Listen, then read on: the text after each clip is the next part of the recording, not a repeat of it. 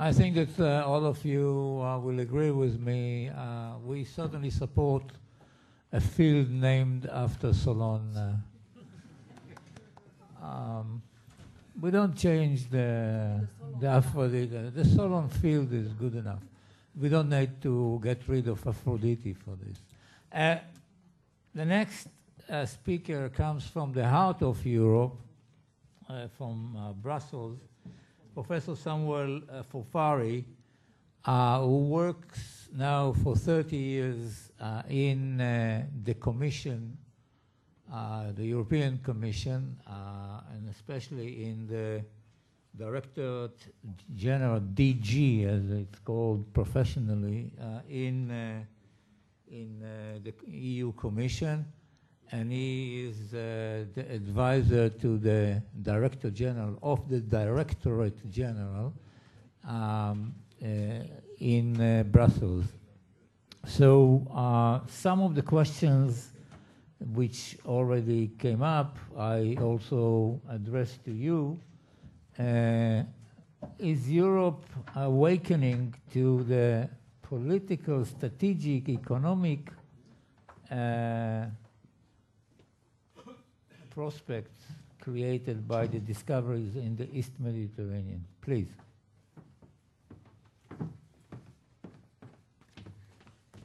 I put my clock. Hello, Mr. Ambassadors, ladies and gentlemen, Member of the Parliament. It's a pleasure, real pleasure for me to be here with you. Thank you very much for the invitation that has been addressed to me. I learned a lot this morning, and I will bring that back to Brussels, because yes, my answer is definitively yes, we are taking care of what is happening here. Mr. Carney is coming quite often to Brussels, and we have a number of meetings already, and yes, we are collaborating, and we want to collaborate more with Israel. Indeed, Mrs. Parvanova, we are really preparing something special to deal with this new situation in Israel, because we have some experience, of course, in regulation, and I think that it will be very wise for us also to bring our experience to Israel.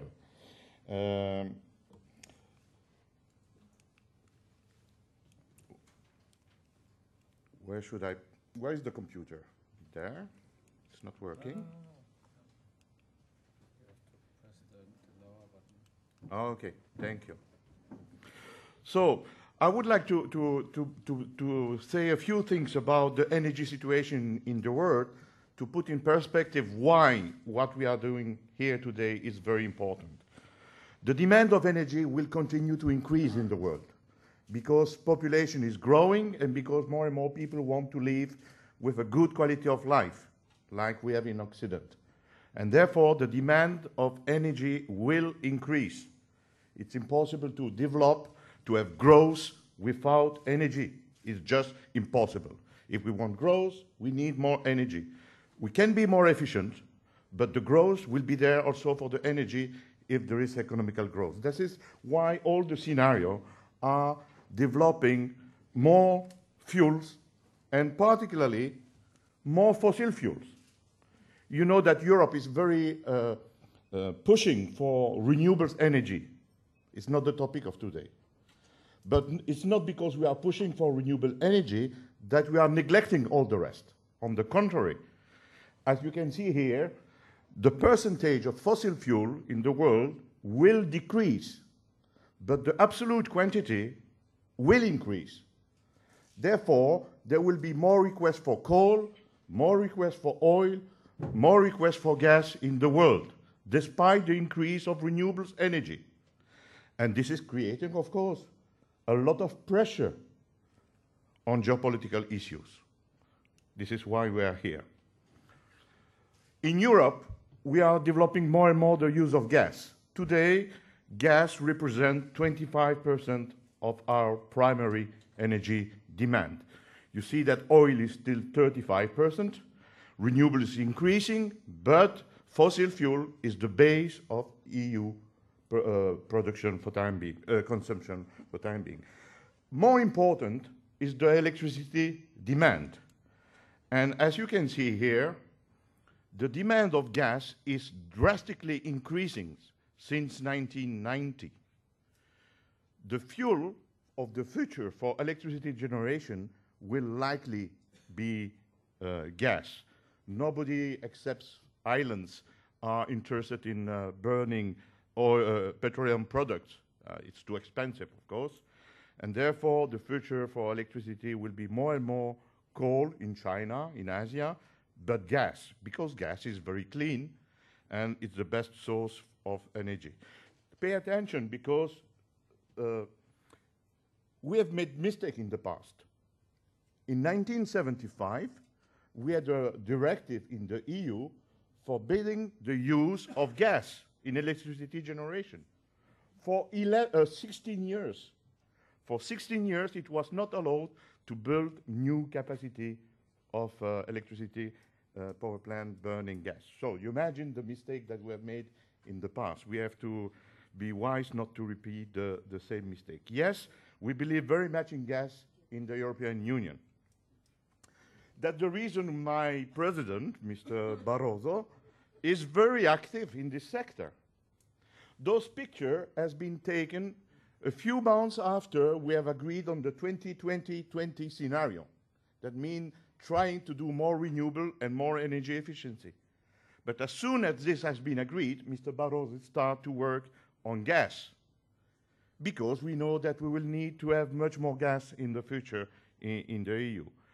You will see that we have, of course, some difficulties with the development of the Nabucco project, but nevertheless, you see that we want to coordinate more the situation of gas, particularly in the eastern part of the EU. This morning, it has already been mentioned that we have a strong dependence on Russia. And this is true, that we have a dependence on Russia. And this is increasing in quantity because in November last year, a new gas pipeline has been opened between the Gulf of Finland and the north of Germany. And for time being, a second pipe is under construction and will bring the total capacity to 55 billion cubic meter per year. The big advantage of this program, of this project, the Nord Stream, is that it's not passing by transit countries. This is a strategy. If we want to avoid difficulties with the supply of gas, we need to avoid transit countries. Please keep in mind these questions also, because we had in January 2006 and January 2009 some difficulties of supply, not because of us, but because of transit problem between Ukraine and Russia. So we are developing more the connection with Russia, and for time being, yes, Russia is representing 40% of our gas supply in Europe. Is it a lot? Well, it's a significant number. It's a lot, of course. But is it a problem? I'm not sure. Because the security of supply is like the tango. If you want to win, if you want to perform well, you need to know your partner. You need to trust your partner. Your partner needs to understand exactly what is your mind and what is your future. And this is exactly what we want to do with Russia. We are not afraid about the dependence of Russia. Since 1970s, we have a good relation with gas supply with Russia. There are problems of price, of course. There were a problem of transit. But it's not a problem, a fundamental problem. So I think that we should be clear that the European Union is not against a dependency of Russia. It will be even a dream to say that we will remove all this dependence of gas. What we need is to have a real cooperation, a common understanding, and then it will be a win-win. I think that this is the key of all the EU energy policy, to try to have win-win, and I will come back to that at the end. We know that we need to import 150 to 200 billion cubic meter of gas more than today in the future. That means that we need to bring more gas, and because a lot of the gas is on the eastern side of the EU, of course, we want to develop what we call the Southern Corridor. A lot of gas is around the Caspian Sea, and therefore 10% of the gas reserve of the world are around Caspian Sea, conventional gas. And therefore we are considering to push the arrival of this gas toward the eastern part of the EU. Of course, we are not there to sign contract, but to sign memorandum of understanding. And on the top, you see Mr. Barroso with Mr. Aliyev, and on the bottom, my commissioner, Mr. Oettinger, Commissioner for Energy, signing memorandum of understanding with the Iraqi Minister of Energy, because we believe that we should take advantage also of the gas which is in Iraq. There is enough gas for everybody, but it's better to ensure that some of this gas will come to Europe and not only go toward Asia if we do not perform well our geopolitics. Of course, this gas pipe, the Nabucco pipe, coming from Azerbaijan to Vienna is in difficulties for time being because Russians have proposed the South Stream. We will see how this will end up. Maybe it will be a different solution, no Nabucco or not South Stream in the coming years. We will see. But gas will come from the southeast of Europe, from eastern of Europe toward the southeast of Europe, because precisely all this area need a lot of gas because we need to perform new and to construct new gas-fired power plant. A few words about the revolution of the unconventional gas. I think that we should remove the word unconventional because it's becoming now conventional. There is so much business now in USA that it's no more unconventional, but just deep gas or shale gas, but no more unconventional gas. I would like also to say just one word about the problem of environment. It's too easy to say that there are a lot of problems of environment. Personally, I do not believe that at all. There are other reasons why people are saying that. There is a lot of gas, and not only in USA, but also in China, in Argentina, in Mexico, in Russia. Well, really, it's a new revolution for energy. And we have today, thanks to the gas shale, tight gas, and methane, the coal bed methane, we have more than 250 years of gas reserve. We had 70 years a few years ago, and now we have 250 years. That means that the world will go for gas. The gas is the energy of the 21st century. We have a big problem in Europe because the price is still high because of the take-or-pay contract that we have with Russia. And we have also not to dream that we will develop a lot of gas shale in Europe for different reasons. I have no time to develop, but gas shale is mainly a non-EU solution, but we will take advantage of that also. Of course, we are going to see what happens in some member states. It's not totally insignificant, but we expect that it will be more in the other countries. We want to say also a few words on another revolution on gas is the importance of LNG. LNG is developing everywhere, particularly in Europe. 25% of the gas arriving in Europe nowadays is coming by LNG, and you see that we are planning to increase the capacities. And this gives us the possibility to take gas from other parts. And particularly, you see, 50% is coming from Qatar. But you look, Oman, USA, Trinidad and Tobago, Peru, are new arriving on this market. That means that there is a potential for diversification of gas. And I say that because it's important also for Israel to understand that there is a lot of diversification with LNG. I will pass that because I'm late. If I have time, I will come back on that. On the Israel situation, Israel is not only the country where the Exodus was saying that it was a country of milk and honey, but you know probably this quote of Mrs. Golda Meir. She said that to Willy Brandt, for our German friends. Let me tell you something that we Israelis have against Moses. It took us 40 years through the desert in order to bring us to the one spot in Middle East that has no oil. This was true maybe many years ago, but it's no more true, and certainly it's not true with gas. Why I say that? Because there is always a revolution in technology. If we have been able to find gas, it's because there is a new revolution in technology.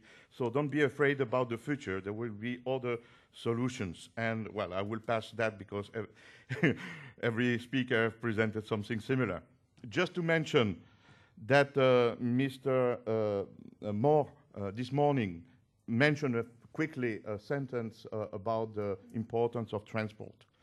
I really believe that the bonanza of gas in the world will change the OPEC situation. There is so much gas that we might be arriving to the end of the OPEC monopoly, because the OPEC monopoly is there because the problem of the transport, nothing else. We have not yet found a solution for transport.